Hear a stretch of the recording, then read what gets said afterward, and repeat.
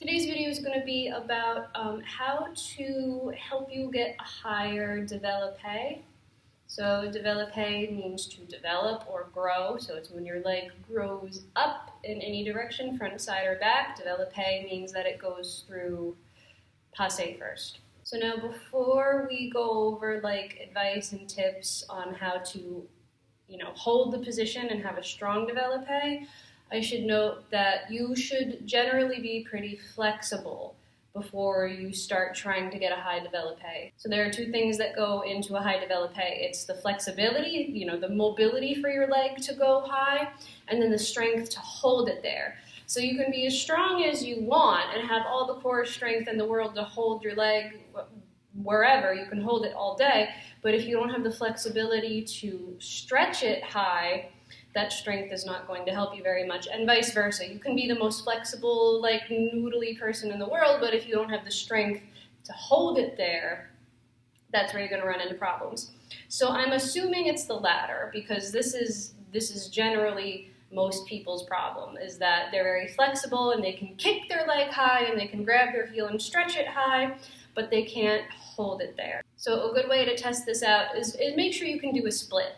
A split is generally kind of a good indication that you're flexible enough to do a développé, a high développé, in any direction, because you not only need flexibility in the leg that's going up in the air, but you also need flexibility in the standing hip, because when you're standing on it and lifting the other leg, this standing leg does stretch a little bit in the front of the hip. So being able to do a split is just a good way to find out if you're flexible enough, if you have flexibility in the front of your hip and you have flexibility in the leg that's going to be going in the air. So just make sure, take inventory, make sure that you are flexible here and flexible in the hamstring on the other leg. So front of the hip and hamstring are kind of the two big places that you need to have flexibility.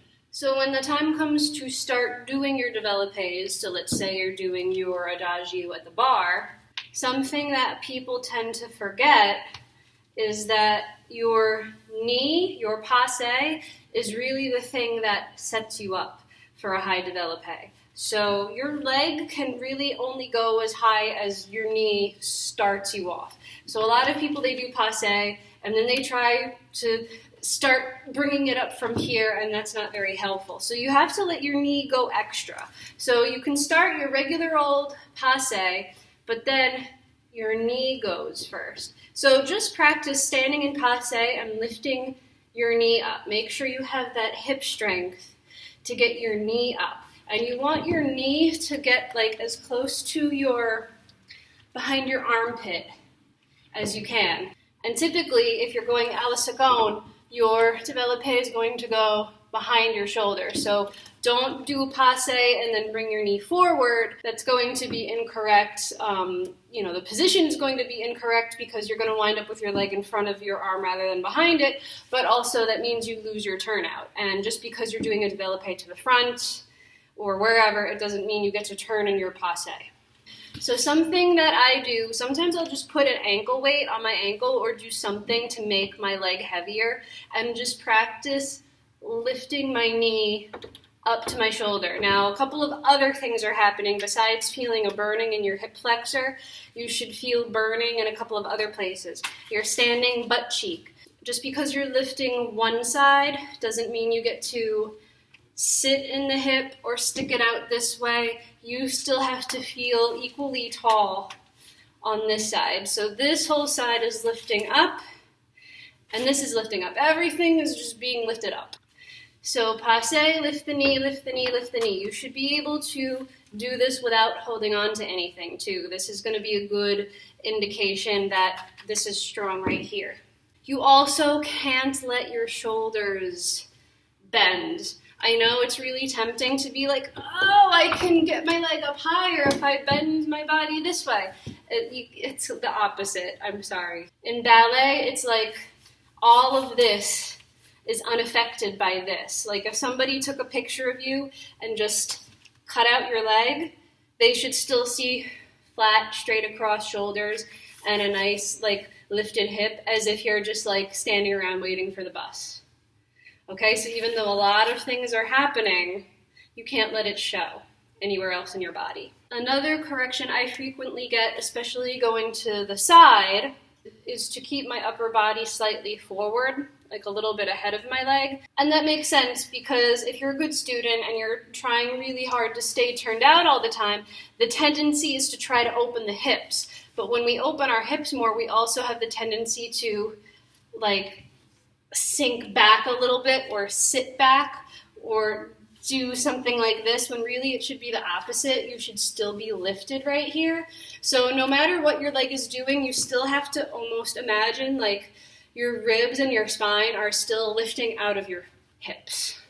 So for example, in a développé to the front, it might be really tempting to let this go because you feel like you can get more height and it feels like you can get more turnout, but it should really be the opposite. It should be like everything is going up at the same time and you're squeezing your butt cheek really hard.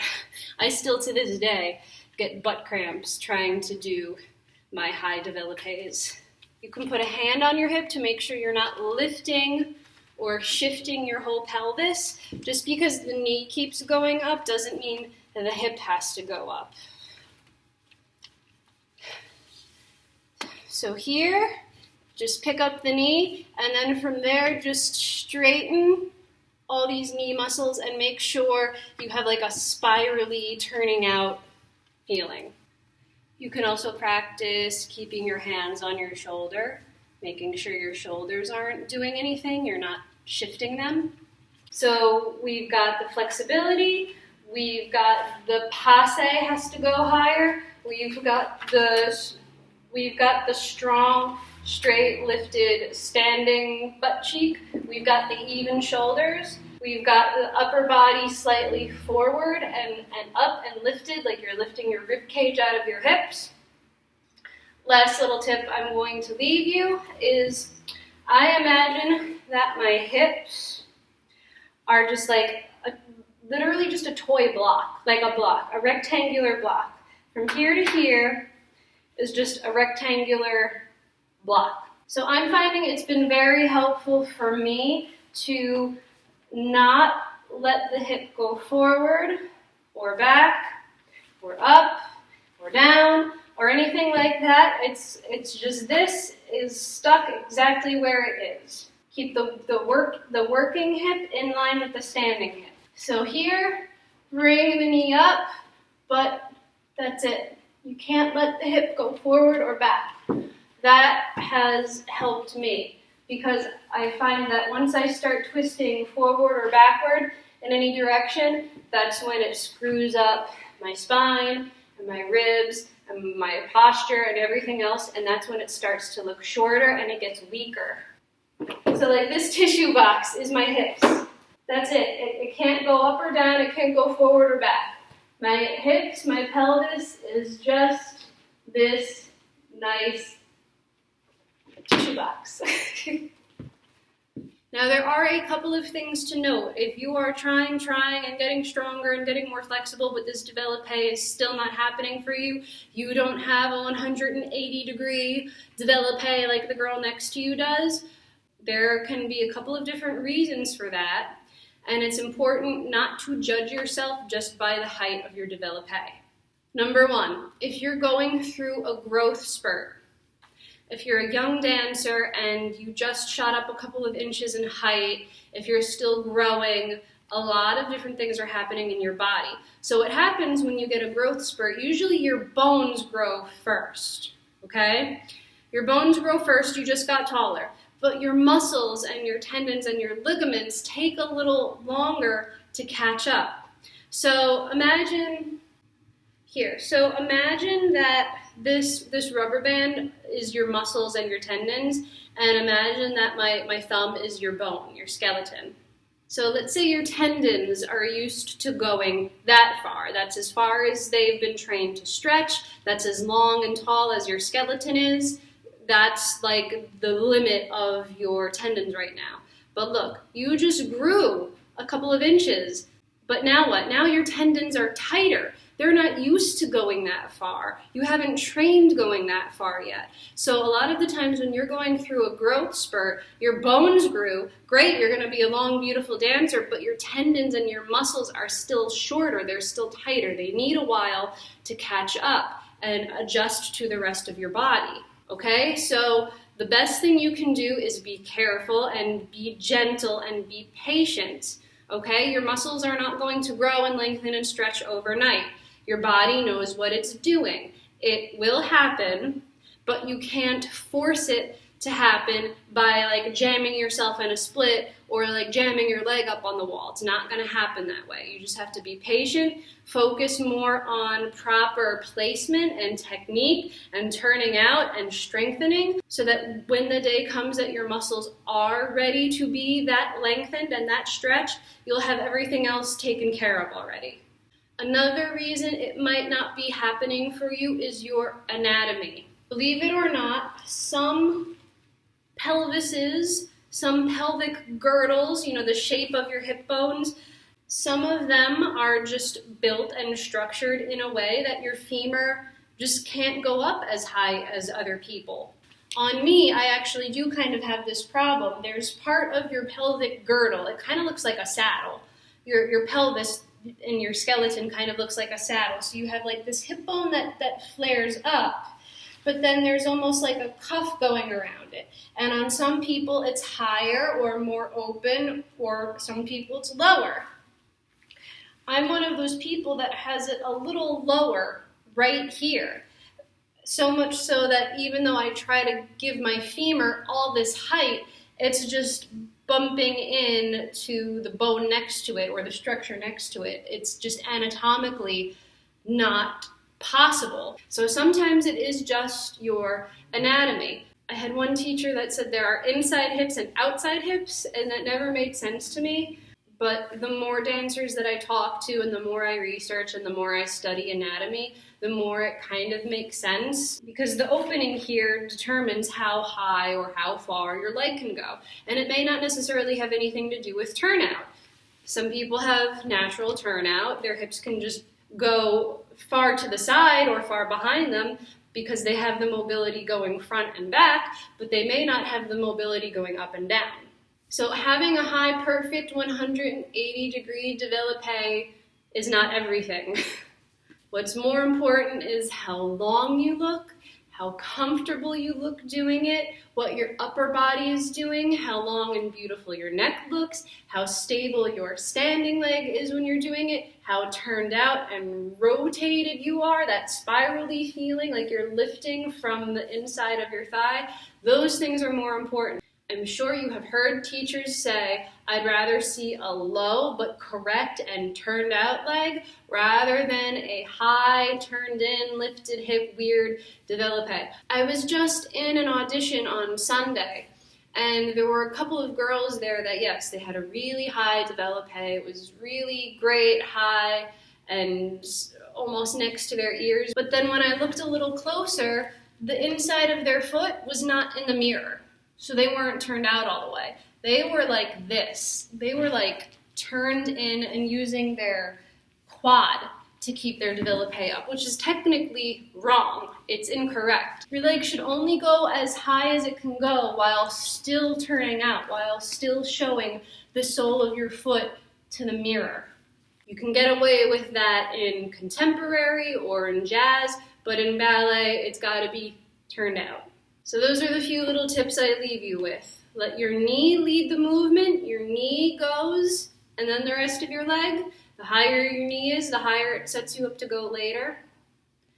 The strong, standing butt cheek, you have to be lifted in all parts of your body, not just the leg that's being lifted. Get your rib cage up slightly forward, because once you start hunching back, it's going to make you short and weak and unstable. Keep your shoulders level no matter what is happening, unless your teacher specifically says you can lean away from it, look at the arm, use the épaulement. If you're just doing a straight développé to the front or the side or the back, you want to keep your shoulders level. You can't raise one, you can't twist one, unless you're doing like a fourth arabesque. You got to keep your shoulders level. And keep your hips level, just like that tissue box. I imagine my hips are just a block, and they have nothing to do with the leg that's going up. So you can't twist a hip forward or backwards or up or down. You gotta keep it just nice and strong and solid and still and quiet, and just, it can't look like effort.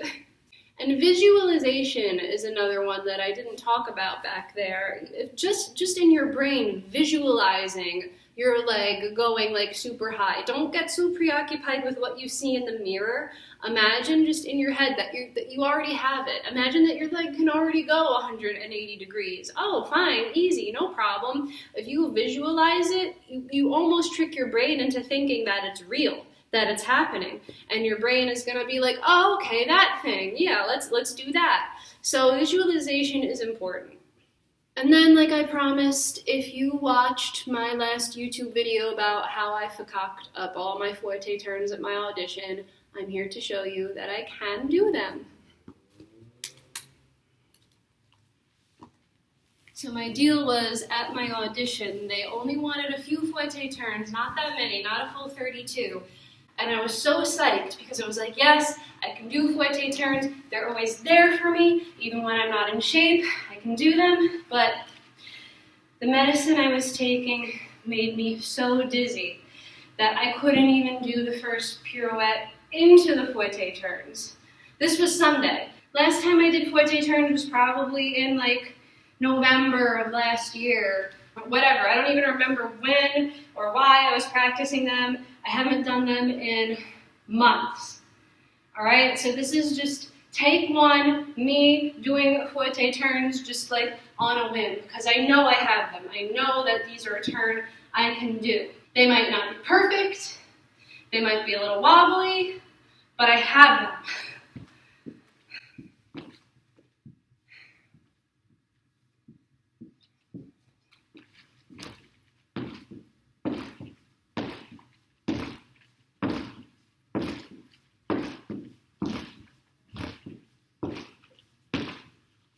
They're not great, but I have them.